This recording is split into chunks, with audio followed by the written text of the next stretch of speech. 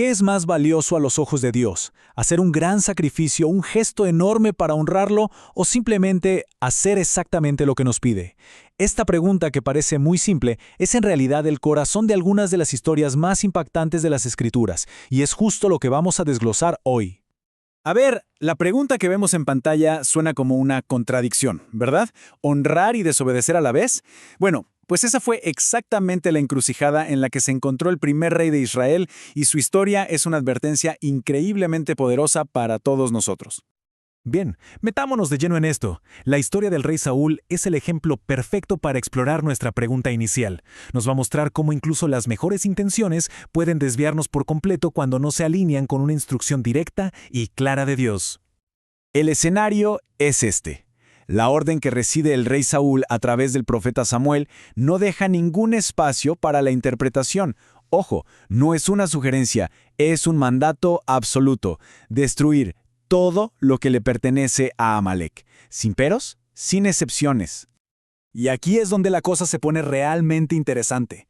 Fíjense en el contraste. Por un lado, la orden de Dios: destrúyelo todo. Por el otro, la lógica de Saúl y su gente: oye, ¿y si guardamos lo mejorcito, los animales más gordos, para ofrecérselos en sacrificio a Dios? Suena bastante piadoso, ¿no es cierto? Y aquí está la clave. Muchas veces nuestra propia lógica, nuestro deseo de añadirle nuestro toque personal, nos hace creer que podemos mejorar las instrucciones de Dios, pero en realidad esto fue un acto de desobediencia disfrazado de devoción. Y en este momento, el profeta Samuel pronuncia la frase que se convierte en la tesis central de todo nuestro análisis. Es una conclusión demoledora para Saúl. Para Dios, la obediencia sincera y completa a su palabra vale infinitamente más que cualquier ritual grandioso o sacrificio que se nos pueda ocurrir. Entonces, si el problema fue la obediencia a medias de Saúl, ¿cuál es la solución? Bueno, ahora vamos a ver cómo se construye este principio a través de un patrón muy claro en las Escrituras, observando a personajes que demostraron una confianza total, una confianza radical. Empecemos con Noé. Hay que tratar de imaginar recibir una instrucción así: un diluvio que va a cubrir el planeta entero, algo que nunca antes se había visto. Y el mandato es súper específico: construye un barco gigante con este tipo de madera en particular. Y la respuesta de Noé es increíblemente simple, un contraste brutal con Saúl. No hay debate, no hay un déjame mejorarlo, no. El texto dice que hizo conforme a todo lo que Dios le mandó. Punto. Aquí se empieza a formar un patrón muy claro. Sigamos con Abraham. Aquí la orden implica una incertidumbre total. Deja todo lo que conoces, tu familia, tu cultura, y vete a un lugar que todavía no te voy a decir cuál es. Esto requiere una fe y una confianza enormes, un verdadero salto al vacío. Y de nuevo, vemos la misma respuesta. Abraham no esperó un mapa detallado ni una garantía por escrito. Simplemente partió. Su acción fue la evidencia de su fe. El patrón de obediencia se hace cada vez más fuerte. Y este modelo de confianza, incluso cuando la orden parece ilógica, continúa con el pueblo de Israel. Este ejemplo es fascinante. Pensemos en esto desde un punto de vista militar.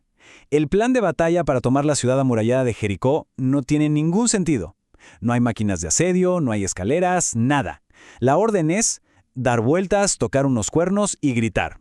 Al pueblo no se le pidió que entendiera la estrategia, solo que confiaran y obedecieran una instrucción que a simple vista parecía completamente absurda. Y el resultado es una ilustración perfecta de este principio. El poder nunca estuvo en las vueltas ni en los gritos. Estaba en el acto de obediencia colectiva a la palabra de Dios. En el momento en que obedecieron, Dios actuó de forma milagrosa. El patrón queda totalmente sellado. Ahora pasemos de historias de naciones a una historia profundamente personal. El caso de Naamán nos muestra cómo este principio de obediencia se aplica a la transformación de un individuo y cómo el orgullo puede ser el mayor obstáculo de todos. El camino de Naamán es todo un proceso. Primero, recibe una orden simple, casi insultante para un general de su estatus. Segundo, su orgullo se revela. Pero gracias a la sensatez de sus siervos, elige la humildad. Y es solo después del acto de obediencia, de sumergirse 7 veces, que ocurre el milagro. La secuencia es clave. La descripción es impresionante. La restauración fue completa, total. Pero hay que recordar que este resultado estuvo condicionado a un simple acto de obediencia, que él, por orgullo, casi rechaza. Y esta es la pregunta del millón en esta historia. ¿Acaso el agua de ese río tenía alguna propiedad mágica? Si cualquier otra persona con lepra se hubiera bañado ahí, ¿se habría curado? La respuesta es un no rotundo. El poder no estaba en el ritual ni en el agua. El poder residía en la obediencia a un mandato específico de Dios. La sanación fue la respuesta de Dios a la fe obediente de Naamán. Habiendo establecido este patrón tan fuerte en el Antiguo Testamento, veamos ahora cómo este principio fundamental no solo se mantiene, sino que se reafirma en el Nuevo Testamento, conectándose directamente con el plan de salvación. Aquí vemos exactamente el mismo patrón que con Noé, Abraham y Naamán. Hay un mandato claro que conecta la fe con una acción. No dice simplemente el que crea, sino el que crea y sea bautizado. La creencia interior se manifiesta en un acto de obediencia visible. Este versículo lo refuerza todavía más. El llamado al arrepentimiento viene seguido de una instrucción específica: ser bautizado. Una vez más, es una respuesta de obediencia a la palabra que ha sido predicada. Y aquí es donde todo se conecta de una manera perfecta. Igual que con Naamán, el punto crucial es que el poder no está en el agua del bautismo en sí misma. El poder se manifiesta en la obediencia al mandato de Dios.